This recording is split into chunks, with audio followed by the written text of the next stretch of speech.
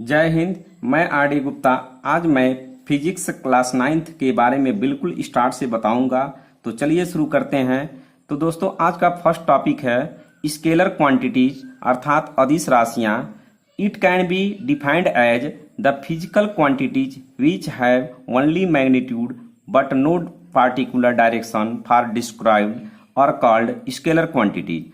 अर्थात वे भौतिक राशियां जिन्हें व्यक्त करने के लिए केवल मैग्नीट्यूड अर्थात वैल्यू की जरूरत होती है, दिशा की नहीं, उन्हें हम स्केलर क्वांटिटी अर्थात अदिश राशियां के नाम से जानते हैं। तो आइए मैं कुछ एग्जांपल्स के माध्यम से आपको बताता हूं कि स्केलर क्वांटिटी कौन कौन से होते हैं।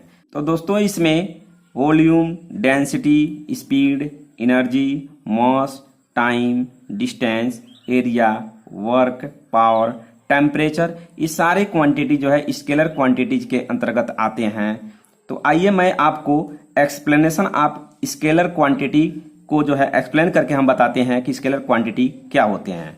If Mohan goes 10 kilometre distance from his house to school and again returns 10 kilometre distance from school to house then. तो दोस्तों मैं सबसे पहले आपको जो है डिस्टेंस को जो है एग्जाम्पल के माध्यम से मैं बताऊंगा कि डिस्टेंस स्केलर क्वांटिटी किस प्रकार से कैलकुलेशन किया जाता है।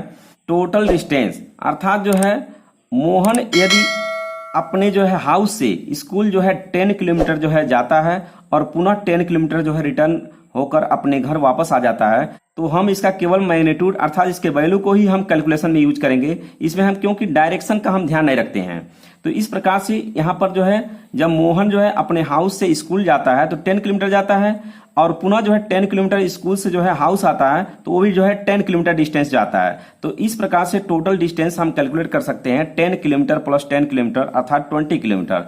तो दोस्तों स्केलर क्वांटिटी को जो है हम जब भी कैलकुलेशन करते हैं तो इसमें हम डायरेक्शन का ध्यान नहीं रखते हैं, केवल हम मैग्नीट्यूड अर्थात वैल्यू को ही हम कैलकुलेशन में यूज करते हैं। तो इस नोट को आप जो है बिल्कुल जो है ध्यान रख सकते हैं कि the magnitude of scalar quantity और ऑलवेज पॉजिटिव, अर्थात जो है स्केलर क्वांटिटी की जो मैग्नीट्यूड होते हैं वो हमेशा पॉजिटिव होते हैं। तो दोस्तों अब इसके बाद सेकंड टॉपिक आता है वेक्टर क्वांटिटी अर्थात सदिश राशियां। It can be also defined as the physical quantities which have magnitude and particular direction for described और कॉल्ड वेक्टर क्वांटिटीज। अर्थात वे भौतिक राशियां जिन्हें व्यक्त करने के लिए परिमाण एवं दिशा दोनों की जरूरत होती है, अर्थात मैग्नीट्यूड एंड डायरेक्शन दोनों की जो है जरूरत होती है, उसे हम वेक्टर क्वांटिटी के नाम से जानते हैं। तो आइए मैं आपको जो है कुछ एग्जाम्पल के माध्यम से बताता हूं कि वेक्टर क्वांटिटीज कौन कौन से होते हैं। Displacement, weight, force, acceleration, velocity, momentum, drag, lift, ये सारे जो है फिजिकल क्वांटिटी वेक्टर क्वांटिटीज के अंतर्गत आते हैं, क्योंकि इसका कैलकुलेशन करने के लिए हम मैग्नीट्यूड और डायरेक्शन दोनों का ध्यान रखते हैं। तो आइए मैं जो है आपको जो है डिस्प्लेसमेंट से रिलेटेड जो है मैं आपको जो है एग्जाम्पल के माध्यम से बताता हूं कि यह वेक्टर क्वांटिटी किस प्रकार से कैलकुलेशन किया जाता है। If Mohan goes 10 kilometre displacement in east direction and again returns 10 kilometre displacement in west direction then. तो दोस्तों हम डिस्प्लेसमेंट को जो है कैलकुलेट करने के लिए हम मैग्नीट्यूड के साथ साथ जो है डायरेक्शन का भी ध्यान रखेंगे, क्योंकि कैलकुलेशन करते समय डायरेक्शन चेंज होने से वैल्यू का जो साइन होता है वो चेंज हो जाता है। तो आइए मैं आपको बताता हूं कि टोटल डिस्प्लेसमेंट किस प्रकार से हम इसको कैलकुलेट करेंगे। तो टोटल डिस्प्लेसमेंट पता करने के लिए हम इस मैप का जो है हेल्प लेंगे। इसमें हम देख रहे हैं कि जब 10 किलोमीटर अपने ओरिजिनल प्लेस से जो है ईस्ट डायरेक्शन में जा रहा है तो यह पॉजिटिव में है, और पुनः जब यह वेस्ट डायरेक्शन में जो है रिटर्न हो रहा है तो इसका मैग्नीट्यूड जो है -10 किलोमीटर हो जा रहा है, क्योंकि जो है डिस्प्लेसमेंट जो है वेक्टर क्वांटिटी है। इस प्रकार से जो है इसमें हम मैग्नीट्यूड के साथ साथ डायरेक्शन का ध्यान रखते हैं।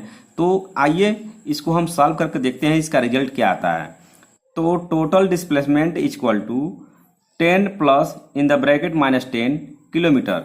जब यहाँ हम ब्रैकेट को रिमूव करेंगे तो प्लस और माइनस का मल्टीप्लाई करेंगे तो ये माइनस आ जाएगा। इस प्रकार से इसको सॉल्व करेंगे तो यह 0 किलोमीटर आ रहा है। तो इस प्रकार से हम देख रहे हैं कि यह वेक्टर क्वांटिटी होने की वजह से इसका मैग्नीट्यूड और डायरेक्शन को ध्यान में रखते हुए इसको सॉल्व करने पर जो है इसका रिजल्ट जो है 0 आ रहा है।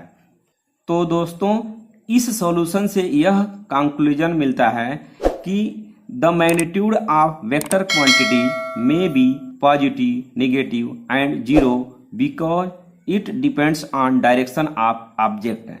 तो वेक्टर क्वांटिटी को सॉल्व करने पर इसका रिजल्ट जो है पॉजिटिव, नेगेटिव एंड जीरो आ सकता है, क्योंकि मैग्नीट्यूड के साथ साथ जो है डायरेक्शन का भी ध्यान रखा जाता है। इस प्रकार से इसका result positive, negative and zero हो सकता है।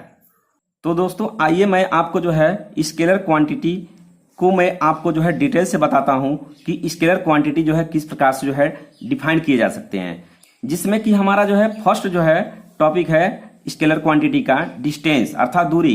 It can be defined as the length of the actual path between the initial and the final position of a moving object in the given time interval is known as the distance. अर्थात किसी object के द्वारा initial point and the final position के बीच का जो covering जो length होता है उसी को हम क्या कहते हैं, डिस्टेंस कहते हैं।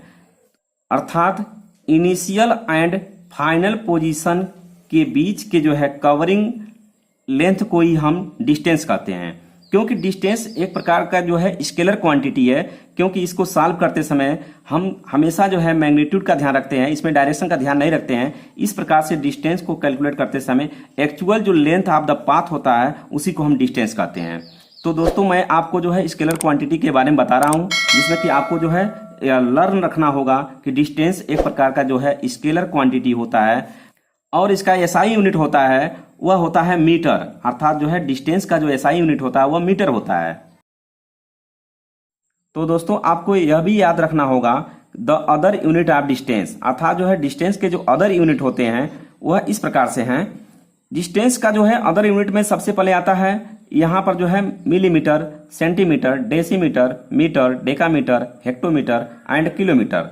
अर्थात डिस्टेंस को हम किसी भी इसमें से यूनिट में हम मेजर कर सकते हैं, क्योंकि यह मैट्रिक मेजरमेंट ऑफ लेंथ है और लेंथ को हम डिस्टेंस के रूप में हम जानते हैं। तो इस प्रकार से हम डिस्टेंस को millimetre, centimetre, decimetre, metre, decametre, hectometre and kilometre में भी हम मेजर करते हैं। तो दोस्तों डिस्टेंस का जो है अदर यूनिट भी है, माइक्रोन है, एंगस्ट्रॉम है, लाइट ईयर है एंड पार्सेक है। अर्थात इसमें भी हम डिस्टेंस को मेजर करते हैं। तो इसमें आपको जो है याद रखना होगा 1 माइक्रोन में जो होता है 10⁻⁻6 मीटर होता है एंड 1 एंगस्ट्रॉम में जो होता है 10⁻⁻10 मीटर होता है और 1 लाइट ईयर में 9.461 इंटू 10⁻15 मीटर और इक्विवेलेंट टू 10⁻16 मीटर भी होता है एंड 1 पार्सेक में 3.086 इंटू 10⁻16 मीटर होता है। तो जिसमें कि हमारा एंगस्ट्रॉम जो है smallest unit of the distance है। इसके बाद जो है हमारा जो होता है माइक्रोन होता है, फिर उसके बाद जो है लाइट ईयर होता है, फिर उसके बाद पार्सेक होता है। तो इस प्रकार के यूनिट से भी हम डिस्टेंस को मेजर करते हैं। तो दोस्तों आपको याद रखना होगा 1 माइक्रोन में 10⁻6 मीटर होता है, 1 एंगस्ट्रॉम में 10⁻10 मीटर होता है, 1 लाइट ईयर में 9.461 into 10⁻15 metre equivalent to 10⁻16 metre भी होता है एंड 1 पार्सेक में 3.086 इंटू 10⁻16 मीटर होता है।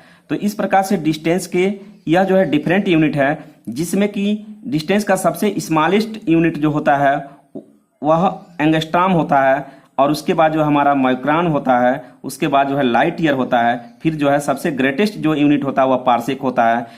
तो दोस्तों दो प्लेनेट के बीच का जो है डिस्टेंस मेजर करने के लिए हम पार्सेक का यूज करते हैं, क्योंकि सबसे ग्रेटेस्ट यूनिट होता है और प्लेनेट्स जो है बहुत बड़े बड़े होते हैं। इस प्रकार से जो है हम प्लेनेट के बीच के जो डिस्टेंस को मेजर करने के लिए हम पार्सेक का यूज करते हैं। तो दोस्तों इसी क्रम में हम स्केलर क्वांटिटी से रिलेटेड जो है हम सेकेंड टॉपिक एरिया के बारे में बात करते हैं। It can be defined as the size of a surface that you can calculate by multiplying the length by the width. अर्थात वाइड्थ को हम ब्रेड्थ भी कहते हैं। तो एरिया का जो फार्मूला होता है area is equal to length into breadth, अर्थात ब्रेड्थ के प्लेस पर जो है वाइड्थ का भी यूज किया जा सकता है। इससे जो एक इंपॉर्टेंट नोट्स निकल कर आता है, आपको यह याद रखना होगा, it is a scalar quantity. अर्थात मैं आपको जो है पीछे भी डिस्कस करके मैं बता दिया हूं कि एरिया एक प्रकार का जो है स्केलर क्वांटिटी होता है और इसका जो है एसआई यूनिट जो होता है वह स्क्वायर मीटर होता है। तो दोस्तों यह एक प्रकार का शेप यहाँ पर है, इसका लेंथ जो है 10 मीटर दिया हुआ है और वाइड इसका जो है 2 मीटर दिया हुआ है। जब इसका हम एरिया पता करेंगे तो area equal to length into breadth, अर्थात इसके लेंथ और ब्रेथ का जब मल्टीप्लाई कर देते हैं तो इस प्रकार से जब हम 10 मीटर इंटू 2 मीटर का जो है प्रोडक्ट पता करते हैं तो 20 मीटर स्क्वायर आता है। यही इस शेप का एरिया हो जाएगा। तो दोस्तों स्केलर क्वांटिटी से जो है रिलेटेड मैं थर्ड टॉपिक के बारे में आपको बताता हूं, वॉल्यूम अर्थात आयतन। It can be defined as the amount of space that something contains और फिल्स इज कॉल्ड वॉल्यूम। तो दोस्तों सबस्टेंस में solid, liquid, gas and plasma हो सकता है, जिसमें इसमें सभी का जो है हम वॉल्यूम फाइंड कर सकते हैं, क्योंकि जो है यह 3D शेप में हो सकते हैं। तो इस प्रकार से जो है इससे रिलेटेड जो है कुछ इंपॉर्टेंट जो है नोट्स निकल कर आते हैं। इसको आपको जो है अच्छे से याद रखना होगा। जो इस प्रकार से है, it is a scalar quantity. तो दोस्तों जब स्केलर हम क्वांटिटी के बारे में बता रहे हैं तो इस प्रकार से जो है इस फिजिकल क्वांटिटी को हम आपको जो है इस नोट के माध्यम से भी आपको बताते जा रहे हैं, ताकि आपको यह याद रहे कि हम स्केलर क्वांटिटी ही पढ़ रहे हैं। तो इस प्रकार से जो है वॉल्यूम भी एक प्रकार का स्केलर क्वांटिटी है और इसका जो एसआई यूनिट होता है वह होता है क्यूबिक मीटर, अर्थात इसको हम मीटर पावर 3 भी लिख सकते हैं। तो दोस्तों आइए मैं आपको सॉलिड से रिलेटेड मैं आपको वॉल्यूम फाइंड जो है निकालना जो है आपको बताता हूं। तो यहां आप देख रहे हैं एक प्रकार जो है क्यूबॉइड बना हुआ है, जिसमें कि लेंथ 3 मीटर है, ब्रेड्थ जो है 2 मीटर है एंड हाइट 1 मीटर है। तो जब इसका हम वॉल्यूम फाइंड करेंगे तो इसके लेंथ ब्रेड्थ एंड हाइट का क्या करेंगे, मल्टीप्लाई कर लेंगे। तो इसमें लेंथ हमारा 3 मीटर है, 3 मीटर लिखेंगे। फिर इसका ब्रेड्थ जो है 2 मीटर है, 2 मीटर लिखेंगे और इसका हाइट जो है 1 मीटर है, तो यहाँ 1 मीटर लिखेंगे। जब इसका मल्टीप्लाई करेंगे 3 2 जा 6, 6 1 जा 6 और मीटर 3 टाइम्स आया हुआ है। इस प्रकार से हम क्यूबिक मीटर लिखते हैं, तो यहाँ हम क्यूब मीटर लिख देंगे। अर्थात जो है इस शेप का जो वॉल्यूम हो गया वह 6 क्यूबिक मीटर हो गया।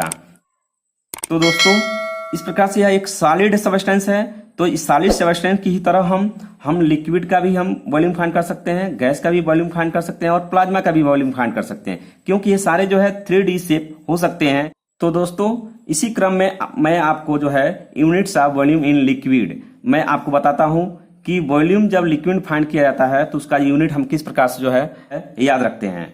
तो जिसमें यहाँ लिक्विड को जब भी मेजर करते हैं तो लीटर का यूज कर सकते हैं, फ्लूइड औंस का यूज कर सकते हैं, गैलन का यूज कर सकते हैं, क्वार्ट का यूज कर सकते हैं, पॉइंट का यूज कर सकते हैं, टी स्पून का यूज कर सकते हैं, फ्लूइड ड्रम का यूज कर सकते हैं, क्यूब इंच का यूज कर सकते हैं, क्यूब यार्ड का यूज कर सकते हैं एंड बैरल का यूज कर सकते हैं। तो दोस्तों लिक्विड का जब भी हम वॉल्यूम फाइंड करते हैं तो उसका हम unit litre, fluid ounce, gallon, quart, point, teaspoon, fluid dram, cubic inch, cubic yard and barrel में याद रखते हैं। तो आइए मैं आपको बताता हूं कि यह किस प्रकार से जो है कैलकुलेशन किया जाता है। तो दोस्तों आपको जो है याद रखना होगा लीटर, अर्थात 1 लीटर में 1000 ml होता है, 1 फ्लूइड ऑन्स में जो है 29.57 ml होता है, 1 गैलन अर्थात यूएस कंट्री में यूज किया जाता है। तो इस प्रकार से 1 गैलन में 3.78 लीटर वैल्यू हमारा होता है।